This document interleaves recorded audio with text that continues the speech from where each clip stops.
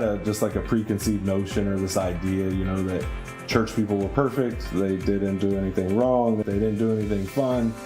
That it was just like this strict, you got to be this certain way, you don't make any mistakes, and that sort of thing. And then going to Beachside and Starting Point and meeting different people and realizing, oh no, they are just like me. They do the same things. We got the same interests, and you can still be involved in church and an active participant and not be judged and looked at differently.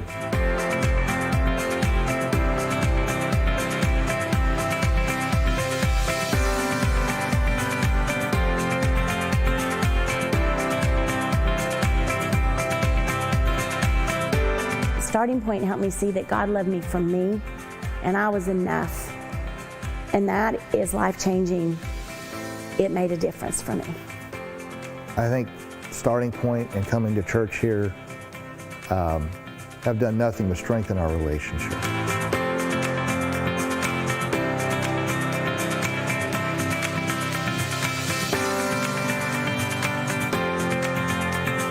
My family at Beachside, production band family, all the volunteers that I saw every Sunday was just really just great for me in my life and my daughter.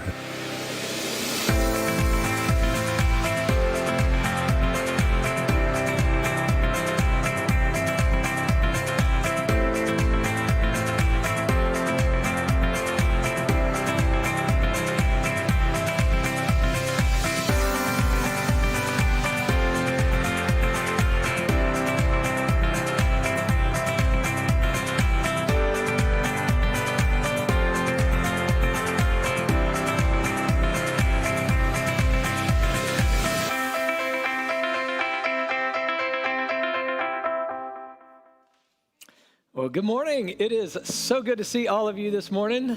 Those of you that are in the room, welcome. So glad that you're here. So if you're here with us online this morning, we're glad that you're here as well. However you choose to engage, we're just glad you're a part of our church and glad that we get to do what we get to do together. I'm Sean, and I'm the lead pastor here, and we are just wanting to welcome you this morning. But we have had some strange circumstances over the last few months. So last week was actually first week that we were back here in person meeting together, I guess, for several months.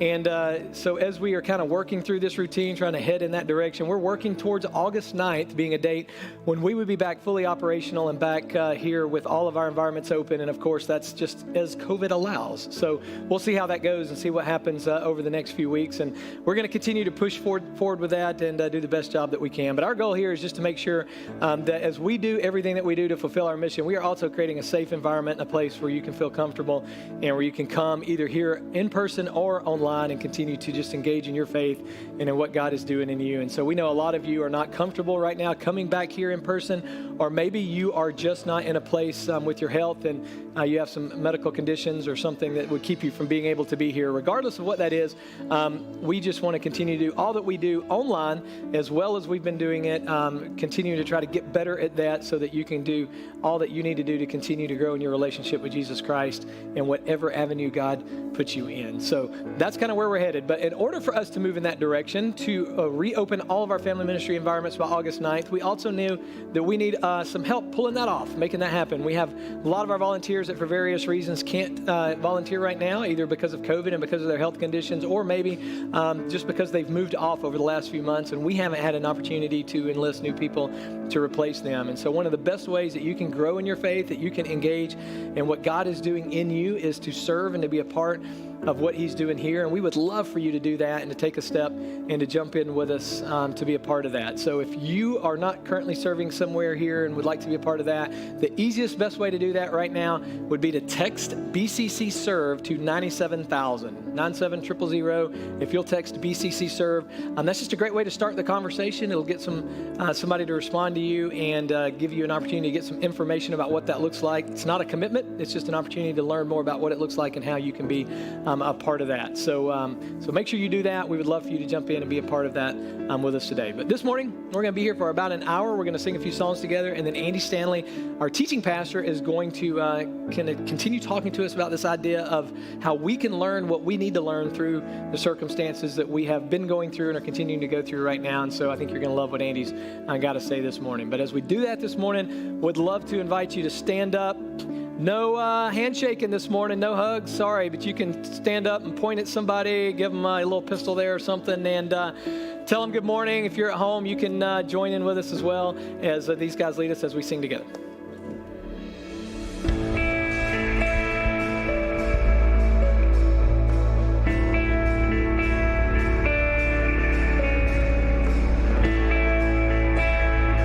Come on, these are the promises we believe. There's nothing our God can't do.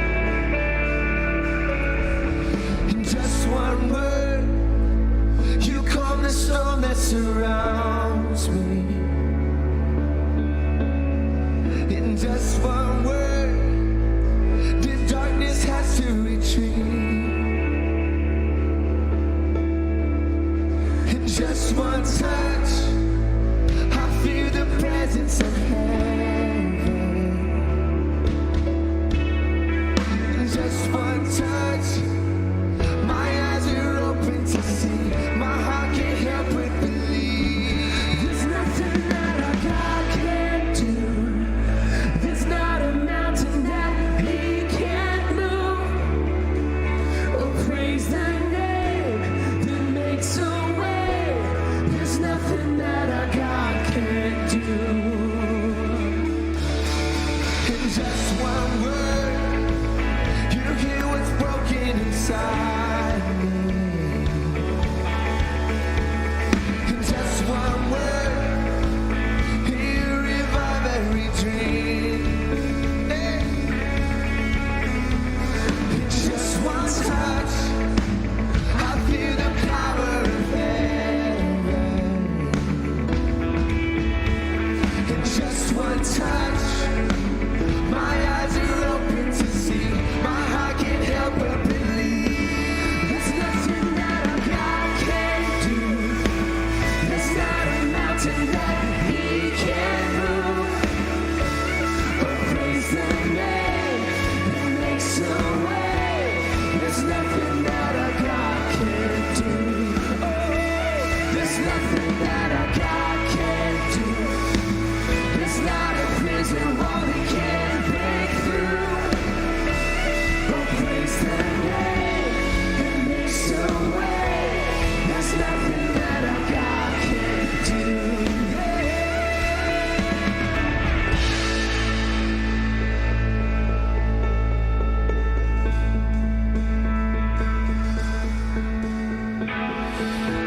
I will believe for greater things. There's no power like the power of Jesus. Let faith arise. Let all agree that there's no power like the power of Jesus. So I will believe for greater things. There's no power like the power of Jesus. Let faith arise. Let all agree that there's no power like the power of Jesus.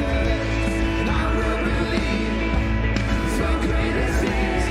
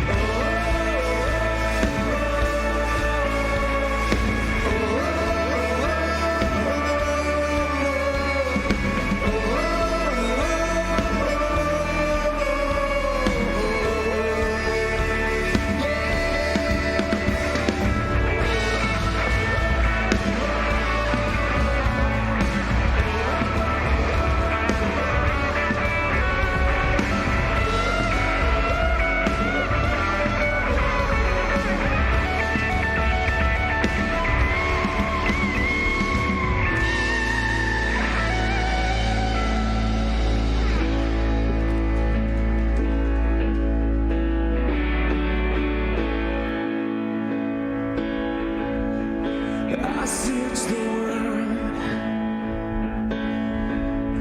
but it couldn't fill me. Yeah. A man's empty praise and treasures the vain are never enough. But then God, right? But then you came along and put me back together. And every desire is now satisfied here in your love. That's true. Sing it up. And oh, there's nothing that's better than you, Lord. There's nothing that's better than you.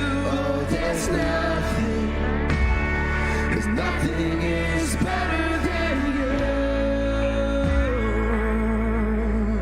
Oh, I believe. So I'm not afraid to show you my weakness, my failures and flaws. Lord, you've seen them all, and you still call me friend. 'Cause the God of the mountain is the God of the valley. And there's not a place your mercy and grace won't find me again. Oh, there's nothing that's better than you. Oh, there's nothing that's better than you. Oh, there's nothing. There's nothing is better than you. Come on, sing that with us. Oh, there's nothing better than you. Oh, there's nothing that's better than you. Oh, there's nothing, and nothing is better than you.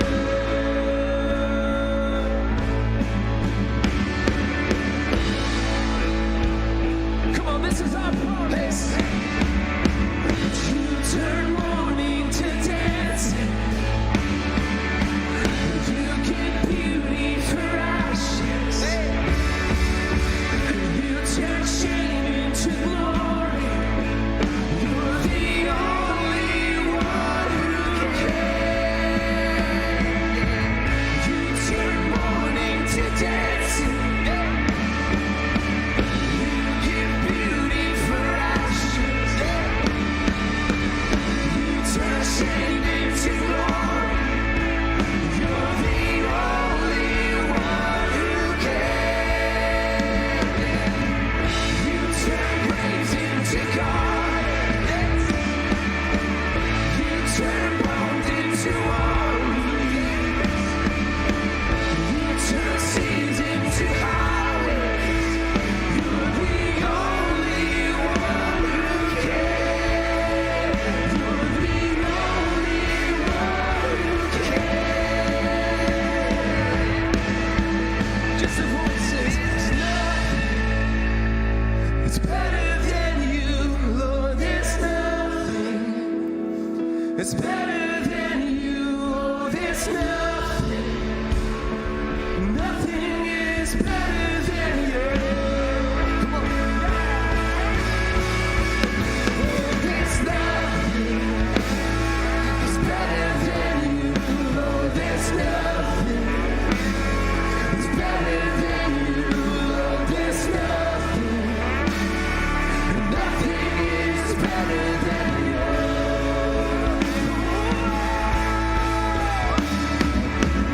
You turn graves into gardens.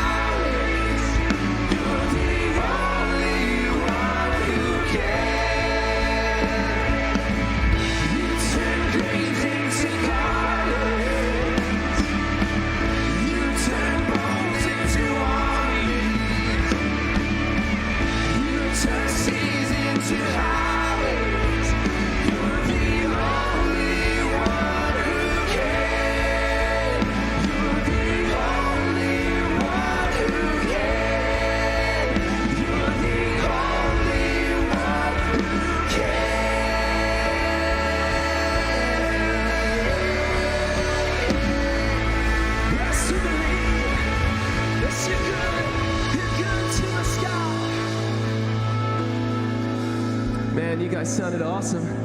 Thank you for singing and worshiping with us. You can have a seat.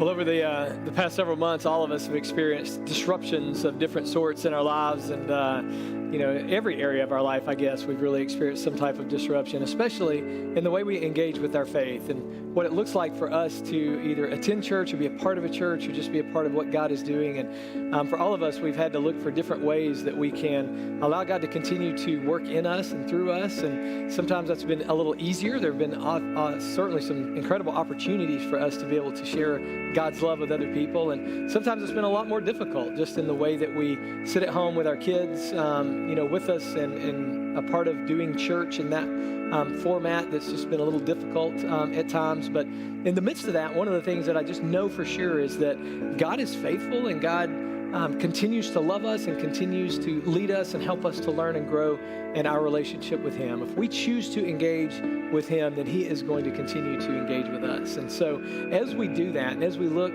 for what the future holds and for how we move forward, we just want to do all that we can to provide everybody that is a part of our church or everybody that is in some way connected to us that we could lead into a growing relationship with Jesus Christ, to do just that. We want all of us to continue to be able to grow in our faith, to experience His love for us and what He has not only to do in us personally, but what He wants to do through us in the lives of others. And so we're just going to stay as committed as we can to following that mission, fulfilling that mission, to see people learn and grow about Him, in Him. And so we're just so grateful that you guys are a part of that you're choosing to be a part of that. And we have a group of people that help make this happen through their financial giving and through their generosity. And we are just so grateful that we have people that are so committed to what God's doing that they continue to be generous even in times like this. And so if you would like to be one of those people and you would like to join them, then you can jump in and be a part too, and trusting God with what you have to continue to leverage what you have for the benefit of others. And that can just be such a positive thing. And so we are no longer going to pass offering buckets here if we are in person. We have a giving station there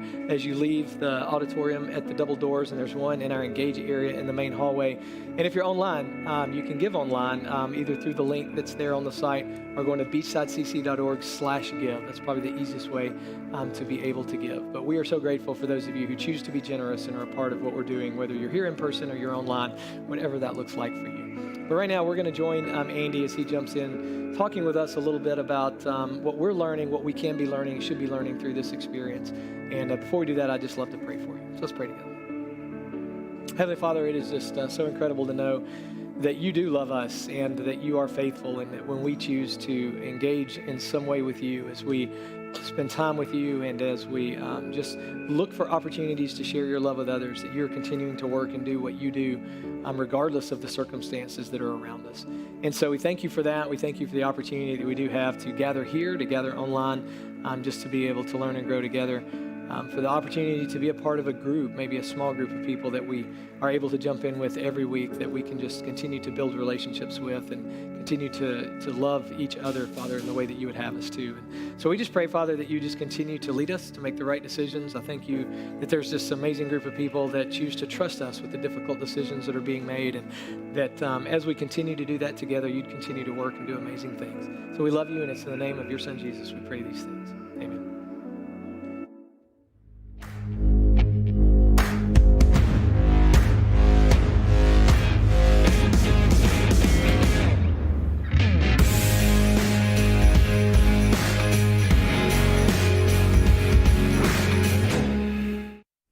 So here's something I bet we all have in common.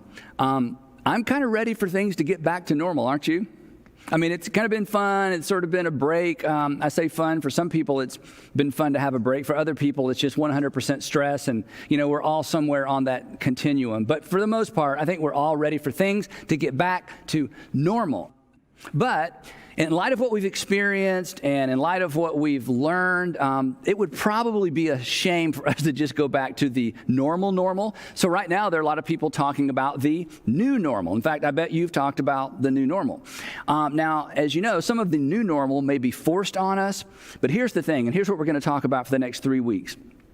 If we're wise, If we're wise, we will pause and ask the question, what have I learned? What have we learned? And what do we want to carry forward? We'll pause and ask the question, what have I learned? What have we learned? And what do we want to carry forward? Now, here's something I've learned. In fact, here's something I think we've all learned, that the producers of the Mad Max movies, you remember from the late 70s and 80s and early 90s, the Mad Max movies, the producers had it wrong. The producers had it wrong because here's what we've all learned. The most valuable commodity during an apocalypse is not oil. It's what? That's right. It's toilet paper. It's toilet paper. And I think somebody should make a movie about that. And of course, the perfect title would be Game of Thrones.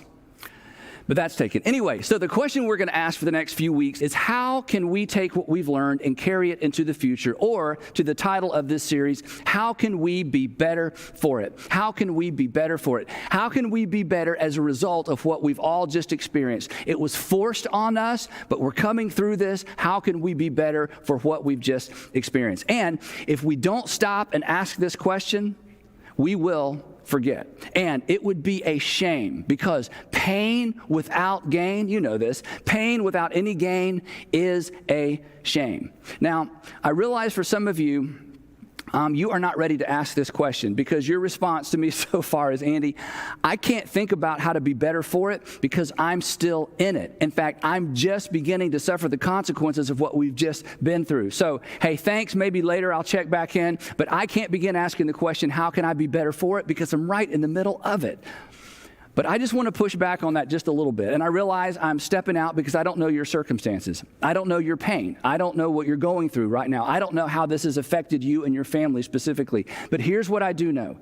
If we don't pay attention, we will not benefit from it. And our tendency will be to rush back to the old normal and miss the lessons learned in this new season or this new normal. Now, to help us understand this just a little bit better, C.S. Lewis, many years ago, in his little book, The Problem of Pain, explores this very tension of what should we learn and when is it too early to begin learning. Here's what he wrote in The Problem of Pain.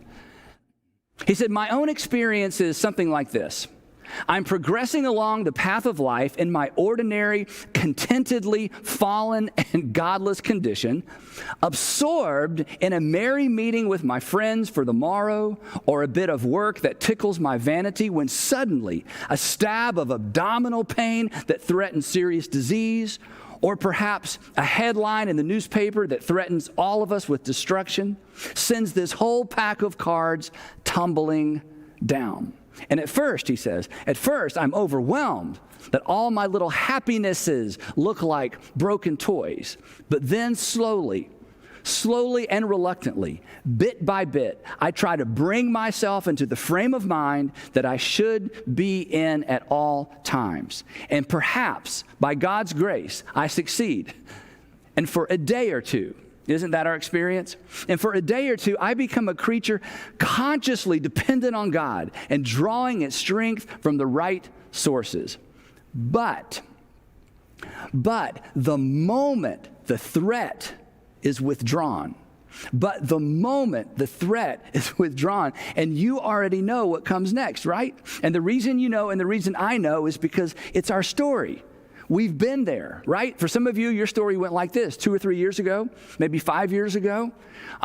Your husband or wife came to you and said, okay, if you don't change, I'm done. I'm out of here. We've talked and counseled, and I don't see any permanent change. And suddenly he or she had your attention. You sat up straight and you began making changes, right? You began coming home earlier. You started listening better. You paid more attention to the kids. You paid more attention to what he asked and what she asked. And suddenly you became a better husband. You became a better wife. And the marriage got better for a while. But the moment the threat was withdrawn, you began to retreat to your old ways, your old normal, your normal. Or maybe you're a single woman, and maybe your story was something like this, that you discovered, or you at least thought, that you were pregnant. And it scared you to death. And suddenly, your religious past came crashing down on top of you. And maybe you prayed for the first time in a long time, and you begged God, and you promised God, and you promised change. And then you discovered that you weren't pregnant, and you were so relieved, and you were a different person. and you behaved yourself, and you stepped back into the standards of that you had always embraced growing up for a while. But once the threat was withdrawn, you began to drift back into those normal ways. Or maybe your story is this. You had that scary physical, and your doctor looked at you and said, look, we've talked about this before, and if you don't make changes, you will not be around to play with your grandchildren. You certainly won't be around to play with your great-grandchildren. And he or she got your attention, and you went home, and you got serious, and you dieted, and you exercised, and people began to say, hey, you're looking better, and you felt better. Everything was better. And for a while, you stuck with it. But then what happened? Well, once the threat was withdrawn, you drifted back to normal. And all of these scenarios, and there are more, you've got your own story. All of these scenarios make me think, what is wrong with us? Why do we have to be led to the brink of disaster before we are willing to make the changes that we've known all along we need to make? Back to C.S. Lewis. Here's how he finishes this idea. But the moment the threat is withdrawn, my whole nature, and look at this verb, this is great, my whole nature leaps back to the toys. God has had me but for 48 hours, and then only by dint of taking everything else away from him. But let him sheathe that sword for a moment. And here's what I want us to avoid, and this is why we're going to talk about this for the next few weeks. Because in order for us to gain through this pain, we have to be intentional. Otherwise, we will all drift back to the normal that we used to have and never learn anything from it. And that's why I wanted to poke and prod just a little bit for the next few weeks. Listen to how he finishes this idea. But let him sheathe that sword for a moment, and I behave like a puppy, that when the hated bath is over, and if you have dogs, you know exactly where this is going.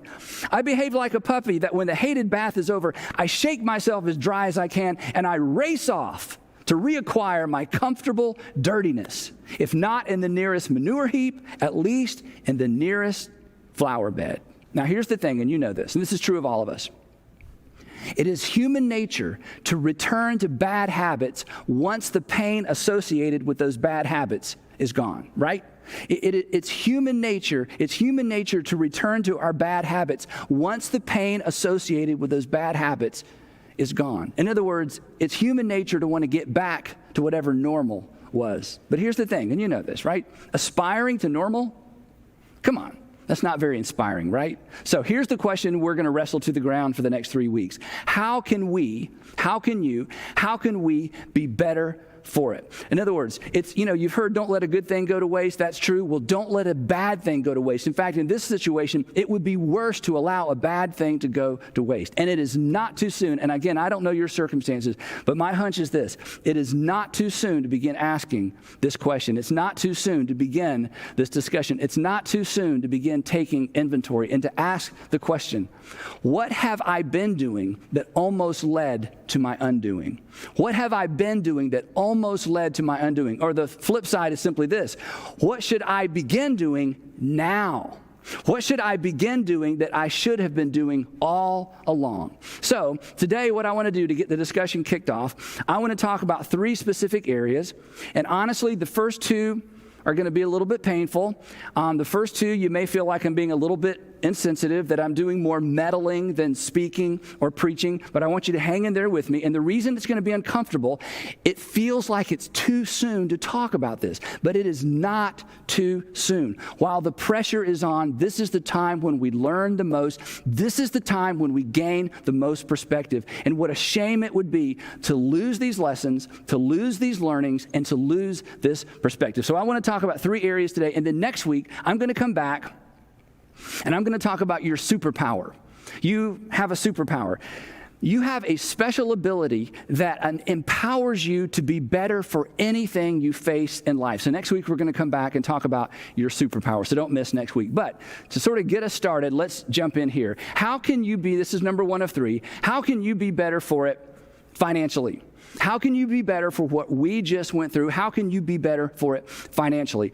What have you been doing that almost led to your undoing financially? Or perhaps what have you been doing that actually led to your undoing financially?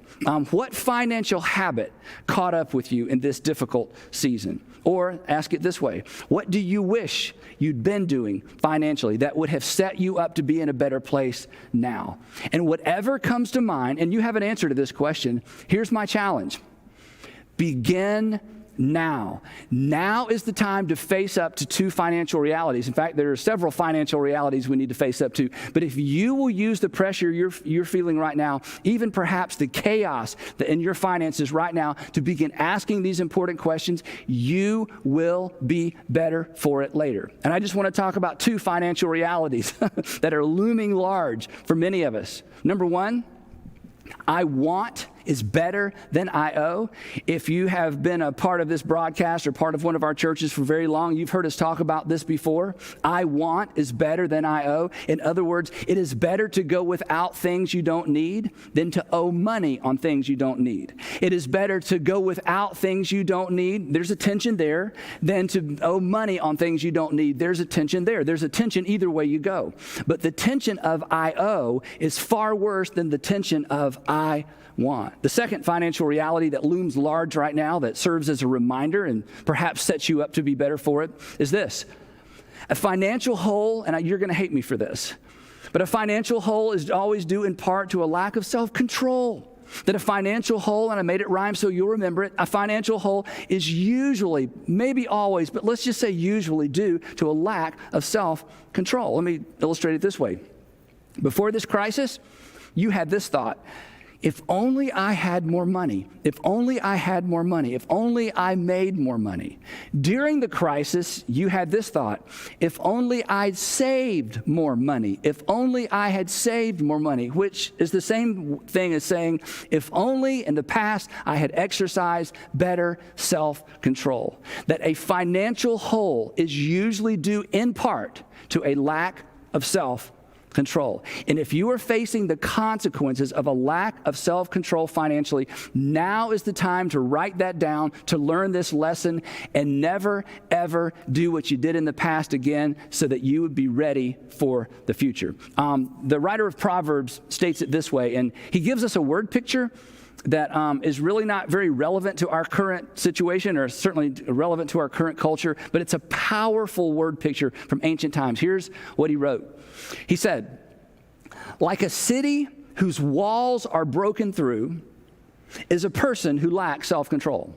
Like a city whose walls are broken through. Again, for us, this is meaningless. But in ancient times, the walls around a city represented security and peace and prosperity and safety. And when an enemy would come, they would pick the weakest part of the wall, and they would use weapons of warfare, siege warfare, to eventually break through or create a breach or a break in the wall, and the enemy would pour through the wall. And here's what the writer is saying: that a city, when the walls are broken through, the people within the city, they lose their security, they lose their safety, and they lose their autonomy. They lose their ability to control their own lives. And here's his point: that a lack of self-control, and this is true for any area of life, a lack of self-control leads to a loss of control. That a lack of self-control in any area of life ultimately leads to a loss of control. And let me ask you this: what do you want pretty much more than anything in life? You want control of your life. The key to having control of your life is to exercise self-control. And consequently, because of what we've just been through, you may be learning this lesson the hard way financially. I want you to be better for it. You want to be better for it. Now is the time to take some of these simple ideas, these common sense ideas, and elevate them so that you don't pass this way again, if in fact something like this were ever to happen again. A lack of self-control always leads to a loss of control. Now, here's something you've heard before. I bet somewhere in the past somebody either gave you this advice or you heard someone talking about having been given this advice. And the advice was to have 3 to 6 months of savings set aside in case of an emergency. Have you ever heard that before? Everybody's nodding yes, you've heard that before. And here's my hunch. When you heard that for the first time, or maybe you read that in a book for the first time, you thought to yourself, that's a really good idea. I should set aside 3 to 6 months of living expenses just in case there's an emergency. And if you took that advice which requires extraordinary self-control, then you are better for what we've just been through.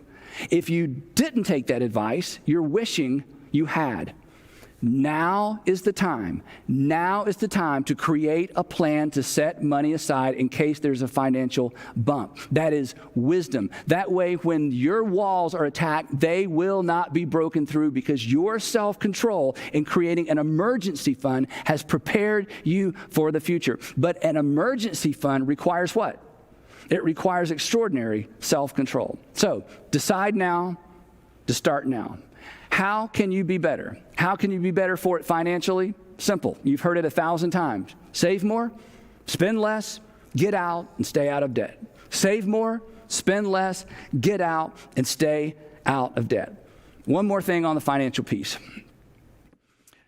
If this particular season has hit you particularly hard, your tendency will be to blame the virus and your boss and perhaps the economy.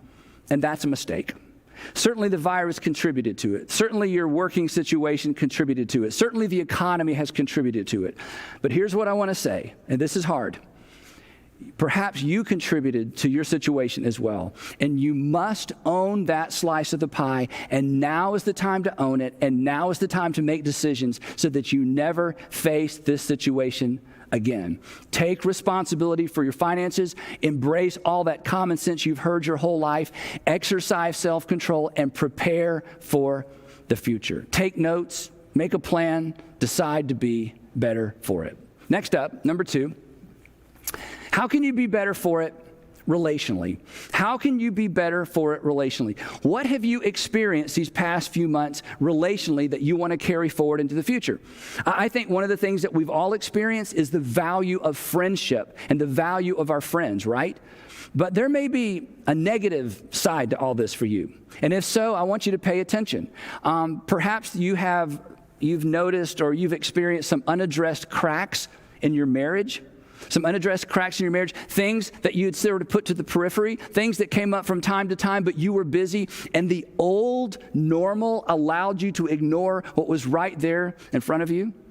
Perhaps what you've noticed is a lack of common ground with one of your kids. Maybe a lack of common ground with all of your kids. You're spending so much time with your family and you recognize, I've never really developed an actual relationship with one or all of my kids because I've been so busy. I mean, isn't it true that quarantining has highlighted the good and the not so good relationally? So here's the opportunity I don't want you to miss. This is so important. COVID-19 may actually serve as a wake-up call to you relationally, if you wake up. So, wake up. If there are cracks in your relationships at home, now is the time to address them. Rushing back to normal is going to empower you to continue to ignore them. You know this, relationship problems don't fix themselves. So now is the time to address these relationship issues. Right now you have a little bit of extra time, but more importantly, you've got a little bit more pressure because of what's going on or what's not going on at home. And before you begin pointing fingers, it's the same with your finances. Own your slice of the conflict pie. Own your slice of the conflict pie. In fact, if you get this right, your story of COVID-19, and eventually this is just a story we tell, right? Your story of COVID-19 may be this, that it was actually the catalyst that saved our marriage. If you pay attention to this attention, and if you do the difficult work that faces you right now, rushing back to normal will only allow what's bad to get worse. Right now, what we're facing is forcing us to face perhaps what we've neglected. Perhaps your story will be this. COVID-19 was the catalyst for repairing my relationship with my son. Perhaps your story will be COVID-19 was the catalyst for repairing my relationship with my daughter. Relationally speaking, and I don't think we can exaggerate this, all of this pain with no gain would certainly be an extraordinary, extraordinary shame. Last thing, number 3. How can you be better for it personally? How can you be better for it personally? And when I say personally, I'm talking about internally. Let me ask it this way. How is your world view holding up? How is your worldview holding up? You know what your worldview is? It's the way that you see and interpret and explain how the world works. And when difficult time comes, sometimes our foundations are rocked. And if your foundation, your worldview has been rocked, you should pay attention to that. Do you find yourself asking questions that you've never asked before? If you're not a particularly religious person, have you found yourself praying for the first time in a long time? Maybe you went and found a Bible for the first time in a long time. If you are a particularly religious person, has your faith been rattled? Did you perhaps discover that your faith was more fragile than you imagined? Did you find yourself asking questions, or do you find yourself asking questions you've never asked before? Questions like, where's God? How could God? Or I thought God. So here's my point. Regardless of which side of the faith aisle you're on, if this current season has created tension on the inside, pay attention to that tension. It means you are on the verge of learning something new or being reminded of something that you've forgotten. It could lead somewhere good, and it could certainly lead somewhere better. My friend Kate Bowler said this, and I wasn't sure if I'd heard her say it or actually had read it in her book, but here's her quote, and I'll tell you how I found it in just a second. Here's what Kate Bowler wrote. She says this: there's a little prosperity gospel in all of us. There's a little prosperity gospel in all of us. And the prosperity gospel is this gospel that says basically good things come to good people and bad things come to bad people. That just kind of what goes around comes around, and what comes around goes around. That you sort of earn your way through life, and that God favors certain kinds of people because of their behavior. And in spite of the fact that you may reject that kind of theology, I think she's right. There is a little bit of that thinking in all of us, that God owes me. Or if you don't believe in God, that life owes me, or karma owes me, or somebody owes me because I have been a good person and I have lived a good life. Now, Kate is actually a professor at Duke Divinity School. She's also a cancer survivor, and she has written from her pain, and she's basically put her life and her pain out there for the whole world to see and to examine in an effort to help people understand what it means to navigate difficult times. In fact, she wrote a little book that Sandra and I both read. It's entitled, Everything Happens for a Reason, and I love the subtitle, and Other Lies I've Loved. So, as I mentioned, I actually texted Kate to make sure I got her quote right and make sure it was either something she said or something from her book. And as we texted back and forth and I told her what we were going to talk about, here's what she communicated to me in her text. She wrote this. She said, each of us, through the accidental narcissism of wanting to be happy. Don't you want to be happy? I want to be happy. And in wanting to be happy, she says, we kind of find ourselves tripped up in this accidental narcissism. What an insight.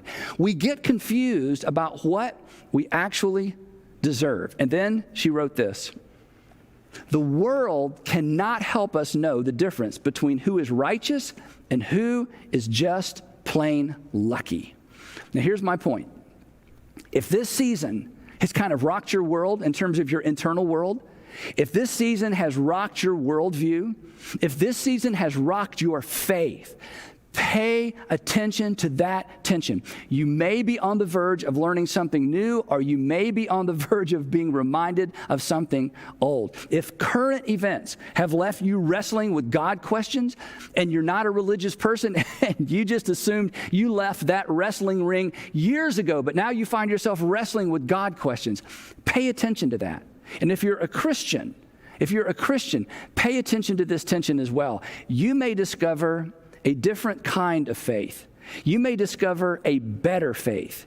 You may discover a different version of faith. And perhaps in this season, you will finally give up your faith in the non-existent God who doesn't allow bad things to happen to good people. And in this season, you may come face to face with the God who allowed the worst possible thing to happen to the best possible person, his son. And he did that on your behalf.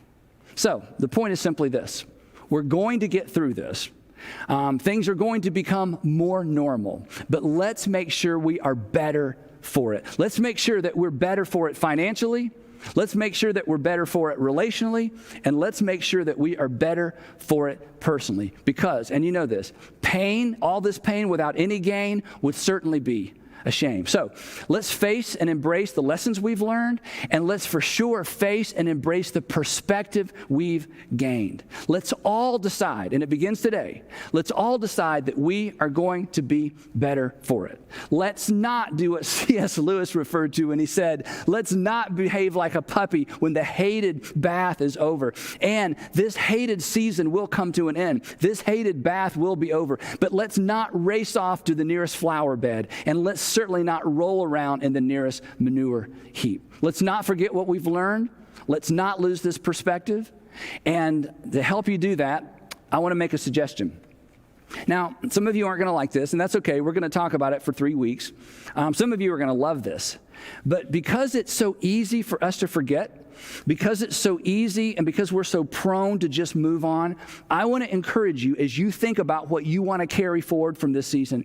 I want to encourage you to come up with a way to remember. I want you to actually create a reminder, to find a physical object, or perhaps make or craft a physical object, or maybe it's something you already own, and I want you to attach a memory to this object, something that will remind you of this season and what you want to carry forward from it. And I want you to take this object, whatever it might be, and I want you to place it somewhere prominent in your life so that you see it and you're reminded. Maybe it'll be simply a reminder to slow down. Maybe it'll be a reminder of the value of friendships that you've neglected. Maybe it'll be a reminder to kind of dig in and deal with the crack in your relationships at home. Maybe a reminder to invest in that son or that daughter that is not like you, and consequently you've just had a hard time connecting with. Perhaps it's a reminder of who or what's most important. Perhaps it's simply a reminder, something we've all learned, that, well, we have far more in common with people than not. But I want you to come up with a reminder and place it somewhere where you can be reminded. And you have 2 or 3 weeks to do this, because we're going to talk about this for the next couple of weeks. Basically, what I want us to all do is, because of what we've learned and the perspective we've gained, I want us to begin writing a better story as we all move forward. Because as I said earlier, eventually, COVID-19, this whole season, is simply going to be a story we tell. So this week, 2 questions. How can I be better for it? How can I be better for it? And what will help me remember? How can I be better for it? And what will help me remember? Normal, or even the new normal, is right around the corner. I can't wait for us to get there. I think we're all looking forward to it. And I'll just be honest, I'm even looking forward. I know you're not going to believe me. I'm actually looking forward to us being together. And I'm actually even looking forward to being interrupted by crying babies and obnoxious ringtones. So I am looking forward to normal, even the new normal. And we'll get there soon enough. But let's not miss this unprecedented and hopefully once in a lifetime opportunity to learn everything we can and to gain the perspective that will serve us well in the future. Let's not merely settle for getting through this. Let's decide to be better for it. Now, next week, as I said, I'm going to come back and talk about your superpower. You actually have a superpower. You have an ability to ensure that everything that comes your way makes you better. You can be better for it. I don't want you to miss that, so don't miss next week. Well, we've got a song for you, and as we just heard an amazing message from Andy, we just want to sing this over you and sing this for you, just as you are deciding maybe what God is saying to you and what you're going to carry forward through this season. We just wanted to remind you that in that journey, that the God of all creation, the God above all, our way maker, is going with us. He's going before us, that he is preparing a plan for us. And so we want to fix our eyes on him, the author and perfecter of our faith, as we sing this for you. Before we do that, I'd love to pray for us real quick.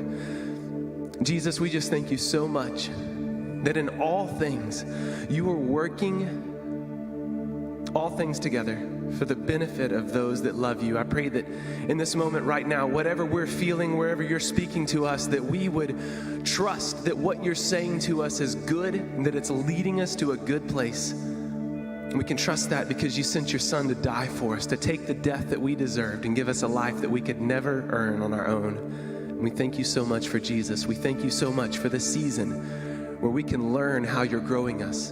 Help us to be better for it. It's in Jesus' name we pray. Amen.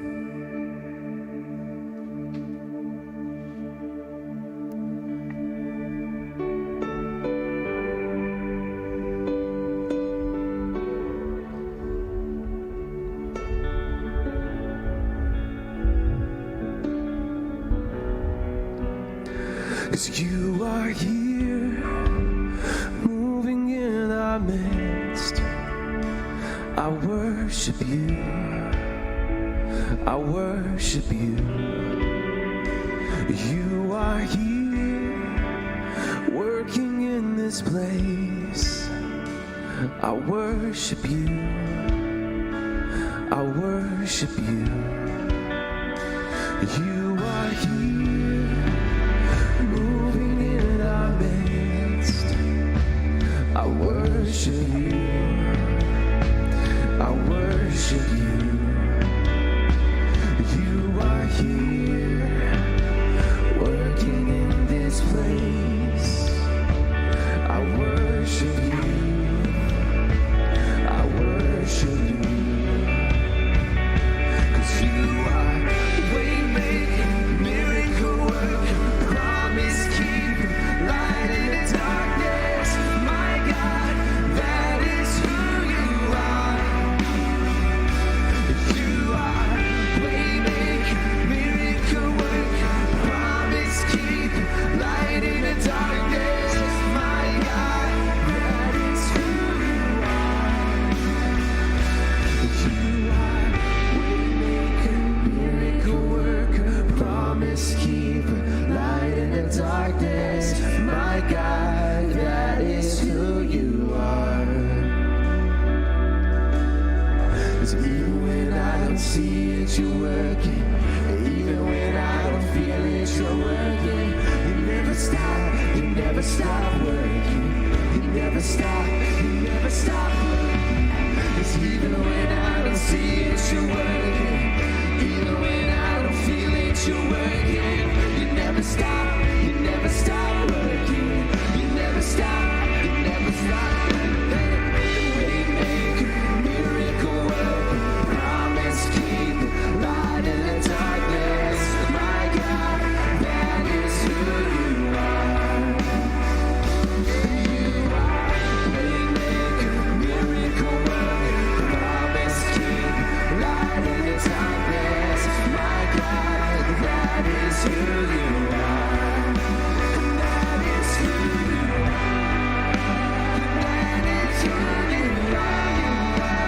That is who you are. That is who you are. That is who you are.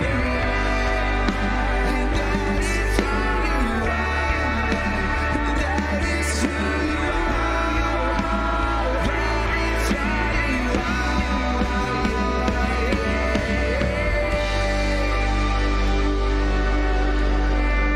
Yes, God, you're good to us. Well, we have had a great Sunday with you. We hope that you have a great rest of your week, and we'll see you here and online next Sunday.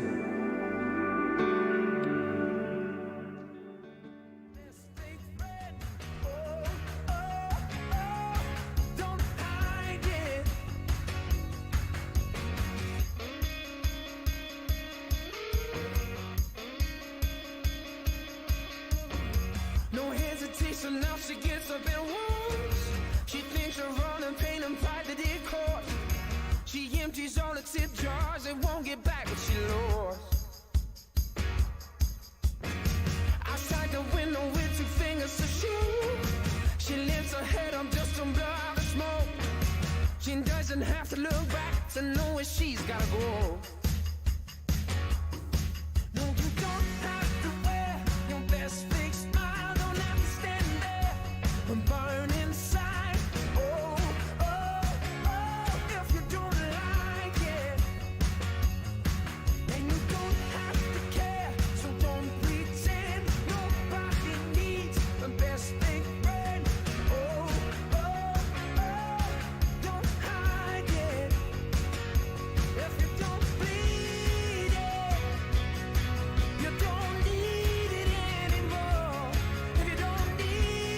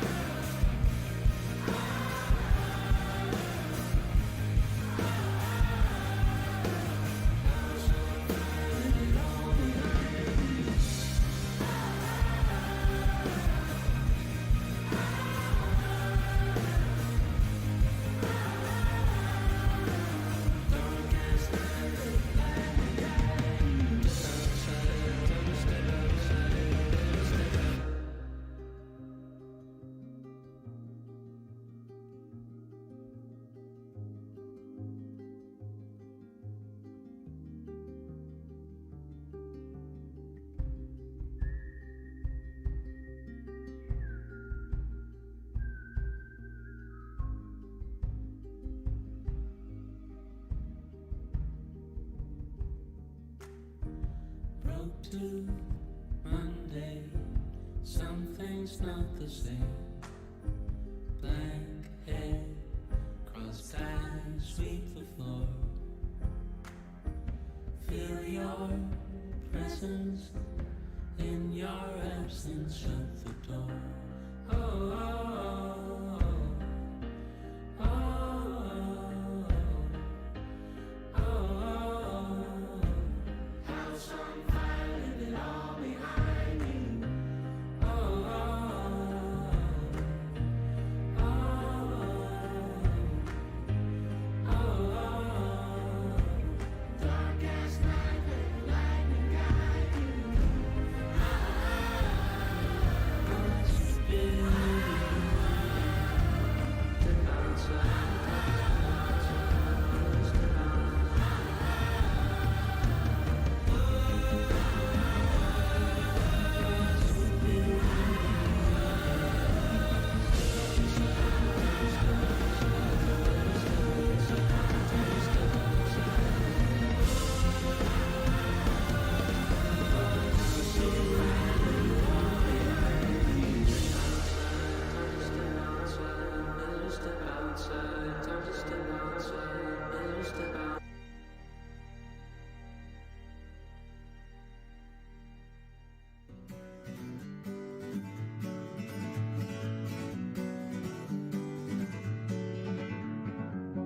Feeling my way through the darkness, guided by a beating heart.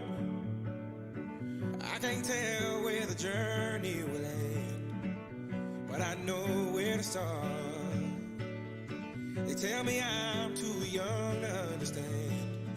They say I'm caught up in a dream. Well, life will pass me by if I don't open up my eyes. So that's fine by me. So wake me up when it's all over, when I'm wiser and I'm older. All this time I was finding myself and I didn't know.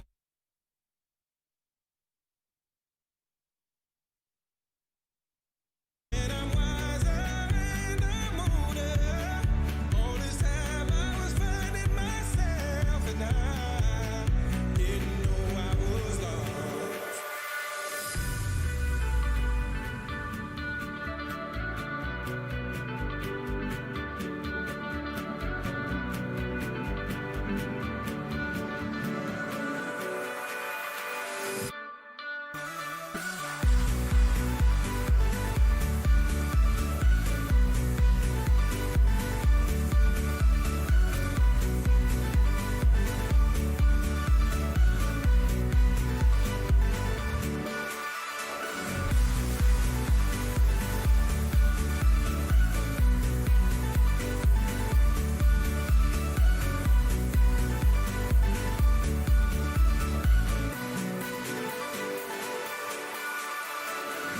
I tried carrying the weight of the world, but I only have two hands.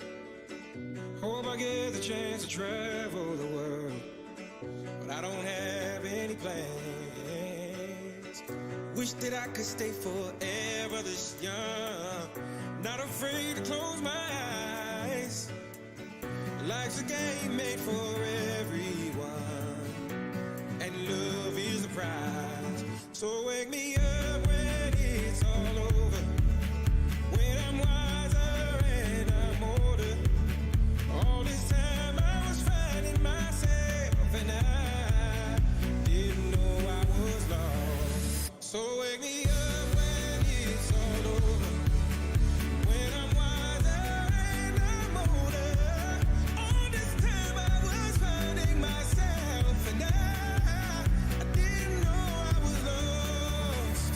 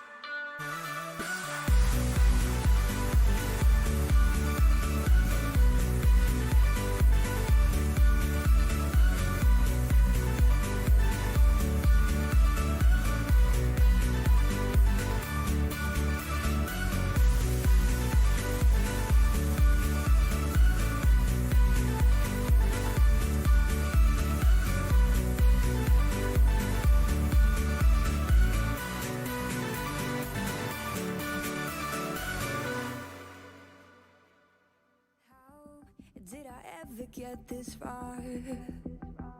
After all I've been through, still you hold my heart. How did you pull me through the dark? If it weren't for you, the healing couldn't start.